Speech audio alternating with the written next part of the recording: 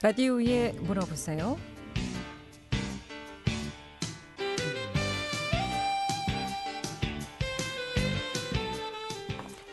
여러분 안녕하십니까? 라디오에 물어보세요. 진행의 김혜정입니다.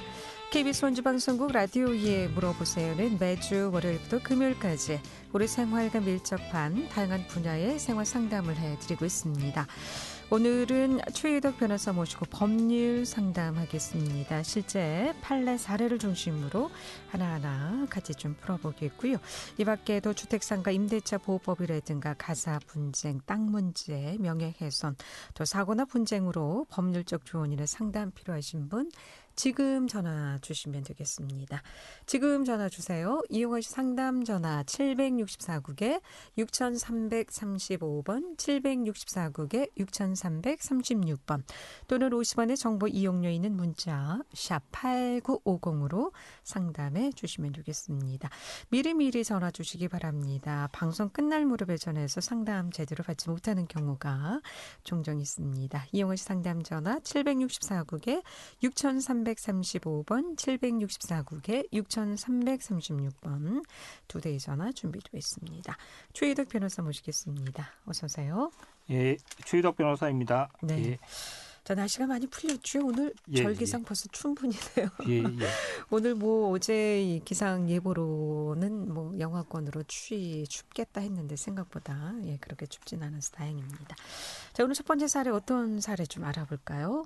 그 국적 회복 허가 신청을 했었는데 그게 이제 받아들여지지 않아서 서울행정법원에 그 불허가 처분 자체가 위법하다고 해서 그거에 대한 행정소송을 제기한 건이 있었는데요. 네. 이게 이제 불허가 된 사유가 국적 회복 허가가 받아들여지지 않았던 이유가 결국에는 국적 상실 상태에서 국내에서 음주운전을 한 전력이 있었기 때문이었는데요. 예. 지금 이 부분에 대해서 이제 그 당사자가 불복을 해서 법무부 장관을 상대로 해서 국적 회복 허가에 대한 거부 처분 취소 소송을 했었습니다. 그런데 그 소송에서 이제 원고가 패소한 사건인데요. 근데 외국인인 경우인가 보죠? 그러니까 대한민국 국적을 갖고 있다가 네. 캐나다 국적을 취득을 하면서 국적을 상실했다가 다시 국적 회복을 신청을 했었는데 네. 그것이 불허가 된 건이었습니다. 그런데 이 사람 같은 경우에는 병역 의무도 다 이행을 한 상황이긴 했습니다만 우리나라에서요? 예. 네. 그런데 이제 음주운전으로 벌금형을 선고받은 것이 있어서 품행 미단정 사유에 해당이 된다. 국적법상에. 그래서 그 불허가가 됐고 그 판단 자체가 적법하다라고 법원에서 판단을 한 건입니다. 네. 그러니까 음주운전 한 번인데도 불구하고 국적 회복 신청 불허 처분을 받았다라는 말씀이시죠? 예, 요즘에 이제 우리나라 뭐 가수 또는 뭐 운동선수들 중에서 다른 나라 국적을 취득을 하면서 한국 국적을 상실한 경우들이 있는데요. 네. 그런 경우에 국적 회복 신청을 한 경우 그런 경우에도 뭐 이런 여러 가지 것들이 문제가 될 수 있습니다. 품행 미단정이라고 하는 사유 자체는 굉장히 넓게 보면 넓게 볼 수 있는 사유이기 때문에 그래서 뭐 이게 좀 관심이 있는 좀 어떤 부분이라서 소개해드렸습니다. 그러니까 음주운전 뭐 이렇게 벌금형을 지금 받은 상황이죠. 네, 그렇습니다. 벌금형을 선고받아도 굉장히 좀 강력하게 우리나라에서 이 음주운전에 대해서 기준을 좀 강하게 두고 있다. 이렇게 좀 볼 수도 있겠군요. 그러니까 국적을 상실했던 사람이 국적을 다시 회복하는 과정에 있어서 좀 엄격하게 보겠다라고 하는 어떤 판단이 들어가 있는 것으로 보입니다. 어떻게 보면은 뭐 벌금 내고 이 국적 회복과는 좀 별개의 사안으로 볼 수도 있겠는데 이게 이제 음주운전 전력이 있다는 이유로 국적 회복 신청 불허 처분은 정당하다라는 사례는 굉장히 우리나라에서 음주운전에 대해서 처벌을 좀 강하게 규제를 하고 있다. 이렇게 좀 볼 수 있는 사안이 아닐까. 국적법에 품행 미단정 사유로 회복 허가 신청을 했을 때 불허가할 수 있는 사유가 규정이 돼 있는데요. 그 품행 미단정의 범위 속에 결국에는 음주운전이나 이런 부분도 이제 포함해서 판단을 하는 그런 부분을 보여주는 것입니다. 예.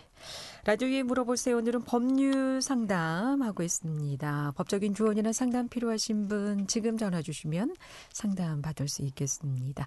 이용하신 상담 전화 764국에 6335번, 764국에 6336번 두 대의 전화 준비되어 있습니다.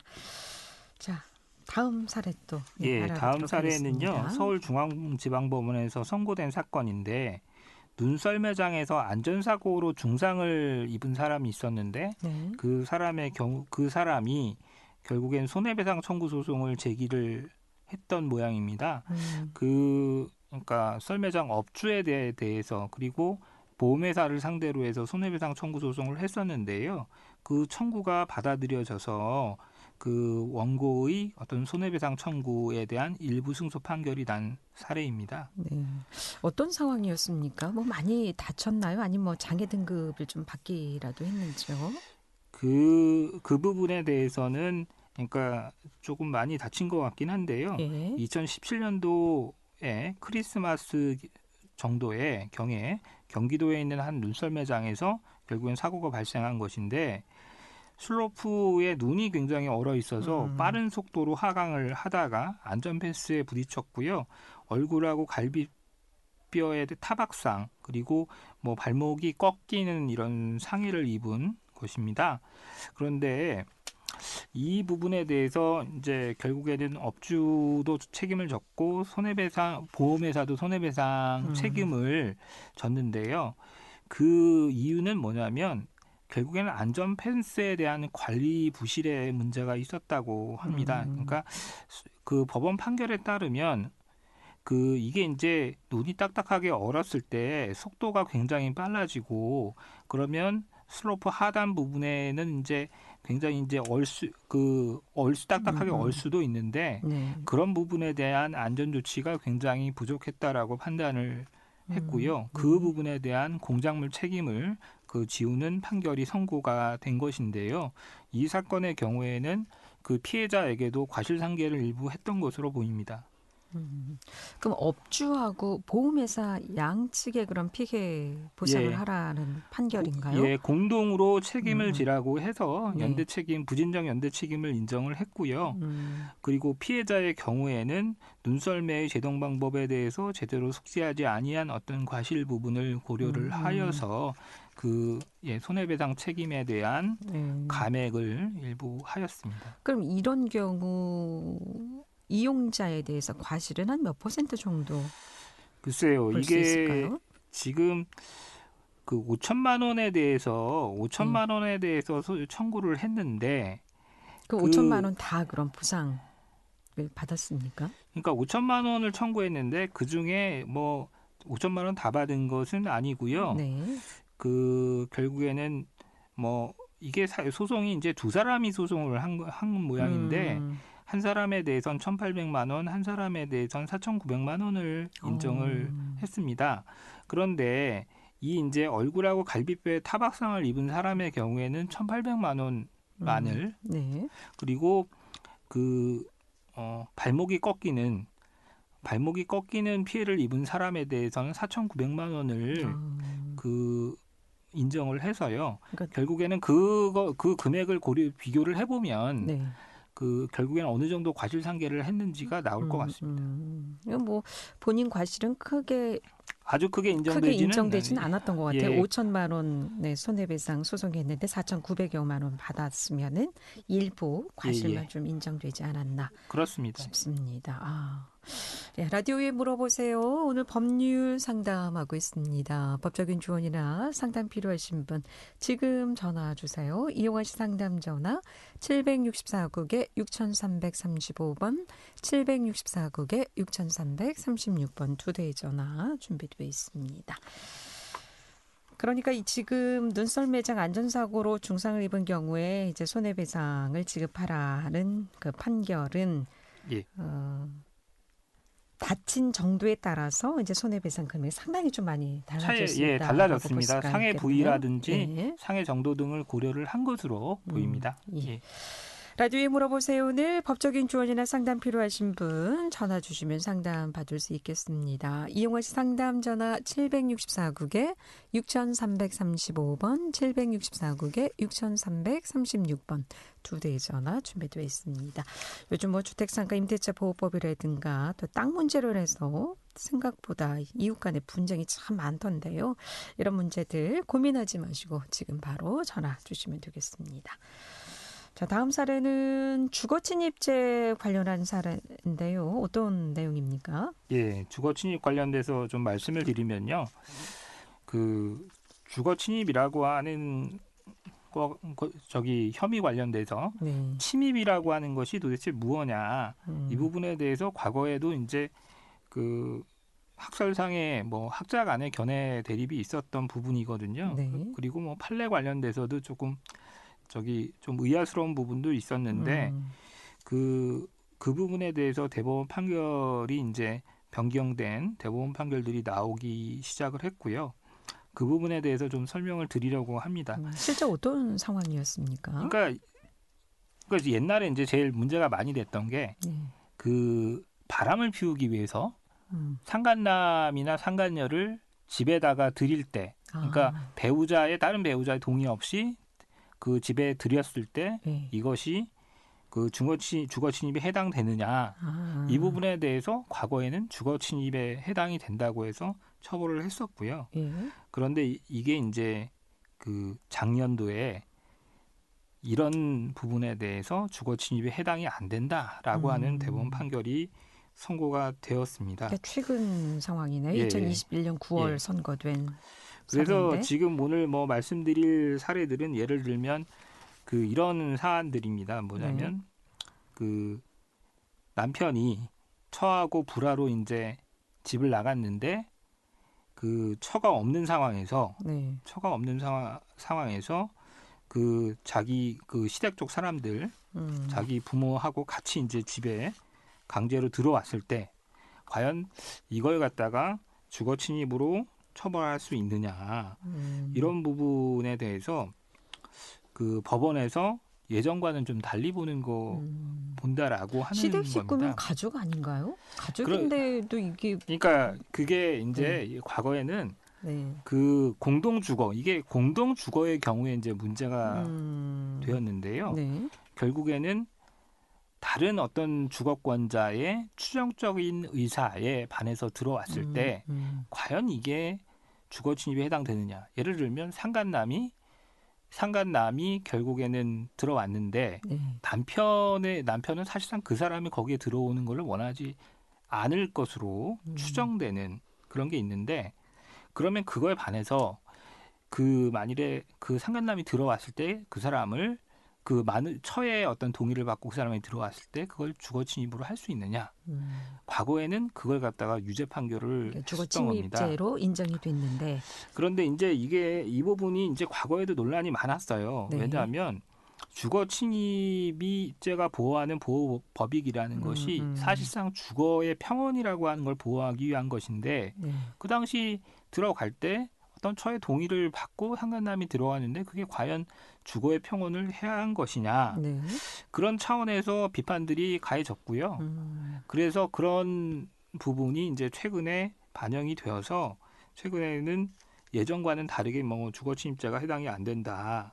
이렇게 판단을 하게 되었습니다. 그러니까 예전에는 같은 사안이라도 주거 침입죄가 인정됐지만 최근 사례에는 주거 침입죄 처벌이 안 된다. 이렇게 대법원 판례가 변경이 됐고요. 그 대법원 판결의 핵심적인 요지를 하나 읽어드리겠습니다. 그러니까 외부인이 공동 주거자의 일부가 부재 중인 주거에 현재 거주하는 사람의 현실적인 승낙을 얻어서 통상적인 출입 방법, 그러니까 뭐 출입문을 통해서 들어가거나 그랬을 때 그것이 부재 중인 다른 거주자의 추정적 의사에 반하는 경우에도 주거 침입자가 성립하지 않는다라고 하는 것이 이게 핵심적인 대법원 판례의 그 입장인데요. 그걸 좀 보면은 이제 그 사실상의 주거의 평온이라고 하는 것이 결국은 침해된 게 맞느냐에 대한 어떤 판단이 결국은 이 대법원 판결을 어떤 변경시킨 전원합의체에서 변경시키는 어떤 주된 사유로 보이는데요. 예전에 이제 제가 학교 다닐 때 한 90년대 이제 대학을 다닐 때에 이 그 상간남을 처가 주거의 공간에 들였을 때 이게 주거 침입죄가 되느냐와 관련돼서 상당히 이제 논란이 있었고, 근데 그 당시에는 결국은 상간남에 대해서 뭔가 법적 제재를 가해야 되는데 뭐 간통이나 이런 부분에 대한 증거가 명확하지 아니하여서 그러면 뭔가 처벌은 해야 되는데 처벌에 대한 구실을 찾은 것이 결국엔 주거침입죄가 아니었나라고 그 당시에 생각을 했었는데 최근에 이런 경우에도 주거침입죄에는 해당이 안 된다라는 것으로 최근에는 이제 판례가 변경이 되었습니다. 그럼 지금 이제 상간남이나 상간녀 예를 들어주셨는데요. 앞서 이제 시댁 식구 관련해서도 잠깐 언급해 주셨는데 그 전에도 그럼 시댁 식구 시어머니나 뭐 시누라든가 시동생이라든가 이렇게 들어왔을 때 예전에는 이것도 그럼 주거 침입죄 해당이 인정이 됐었나 보죠? 됐었죠. 됐었는데 근데 이제 최근에는 그런 부분들이 좀 변경이 되고 있고 아까 말씀드린 것처럼 어떤 공동 주거권자가 결국은 그 공동 주거권자의 중에 일부의 동의를 얻고 들어갔을 경우에는 그러면 뭐 다른 공동 주거권자의 의사에 반하더라도 결국엔 주거침입죄로 처벌하지 않는다라는 것인데요. 지금 이제 그 판례를 두 가지를 좀 설명을 드리면 어떤 갑이라는 사람이 A의 부재 중에 A의 처 B와 그 혼외 성관계를 가질 목적으로 B가 열어준 어떤 현관 출입문을 통해서 이제 들어간 경우, 3회 걸쳐 들어간 경우에 대법원은 그 결국에는 무죄 취지로 판단을 했고요. 그 다음에 아까 말씀드린 그 결국에는 이제 자기 그 시댁 사람들하고 결국에는 처가 살고 있는 집에 거기 들어갔을 때 그게 이제 주거 침입이 되느냐와 관련돼서 그 부분에 대해서도 결국에는 그러니까 무죄 취지로 지금 본 것으로 보입니다. 그러니까 결국에는 공동 주거권자 중에 한 사람의 동의만 얻어도 결국에는 다른 사람의 동의를 얻지 못하거나 아니면 반대해도 결국엔 주거침입죄가 해당이 안 된다라고 대법원에서는 판단을 했고요. 아까 시댁 식구들하고 같이 이제 들어간 경우 그 경우에도 대법원은 무죄 취지로 판단을 했습니다. 그런데 이제 이게 이렇게 판례가 변경된 것은 어떻게 보면 형법상의 어떤 엄격하게 해석해야 된다. 되도록이면 애매하면 그 명확하지 않으면 이제 피고인의 이익으로 이제 판단해야 된다라는 부분을 고려를 한 것으로 보이고요. 주거 침입과 관련돼서 침입이 주거의 사실상의 평온을 침해했다라는 어떤 부분이 나타나야 되는데 동의를 받고 들어간 경우에는 일부러 동의를 받았을 때 그러면 다른 사람의 동의, 다른 공동 주거권자의 동의를 안 받아도 그러면 그 부분에 대해서 주거 침입으로 볼 수가 없다라고 하는 어떤 판단을 한 것입니다. 새로운 유권 해석의 판례라고 볼 수가 있겠네요. 앞으로는 그럼 계속 이와 같은 계속 이와 같은 판례가 판례가 지금 변경된 판례가 반복될 것으로 그렇게 보입니다. 라디오에 물어보세요. 오늘은 최희덕 변호사 모시고 법률 상담하고 있습니다. 법적인 조언이나 상담 필요하신 분 지금 전화 주세요. 이용하시 상담 전화 764국에 6335번 764국에 6336번 두 대의 전화 준비되어 있습니다. 지금 시각 11시 49분 접어들고 있습니다.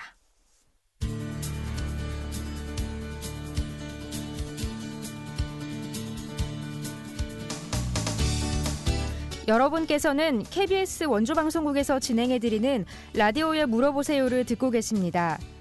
라디오에 물어보세요는 매주 월요일부터 금요일까지 실생활에 필요한 생활 상담을 해드리고 있습니다. 라디오에 물어보세요. 지금 여러분의 상담 전화를 받고 있습니다. 전화 주실 곳은 764-6335번, 764-6336번입니다. 지금 전화 주시면 전문가와 바로 상담하실 수 있습니다.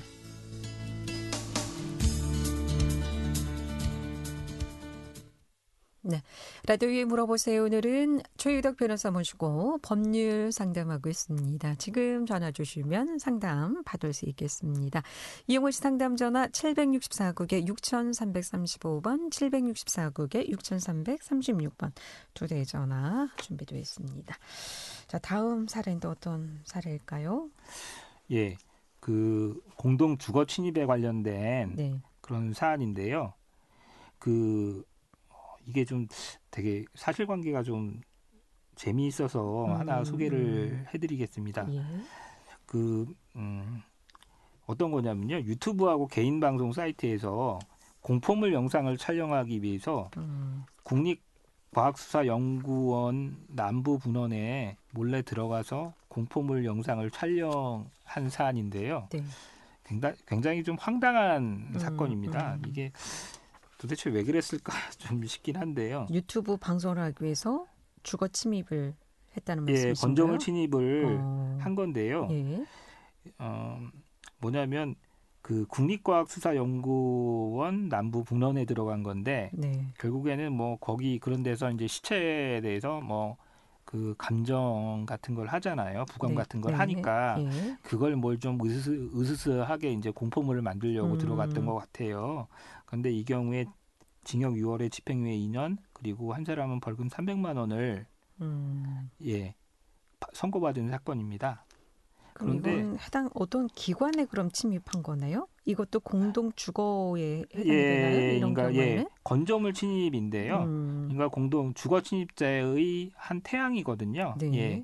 그래서 이런 경우에 그 사람들이 별 어떤 그 의식을 안 갖고 이런 행동을 하는데 이런 경우에도 엄격하게 처벌된다는 걸 말씀을 드리는 겁니다.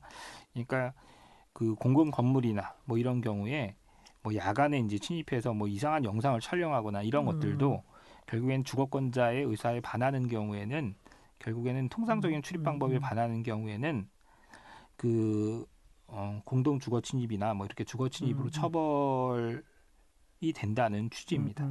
그럼 어떤 시설을 파괴하거나 피해를 주지 않았어도 일단 공공기관에 침입한 그 자체가 이제 공동 주거 침입이라고 볼 수가 있겠군요. 예, 그렇습니다. 만약에 이런 그 공포물 영상을 직접 촬영했다면 이것도 뭐 그 법적 근거로 어떤 영향이 좀 있습니까? 이런 처벌에?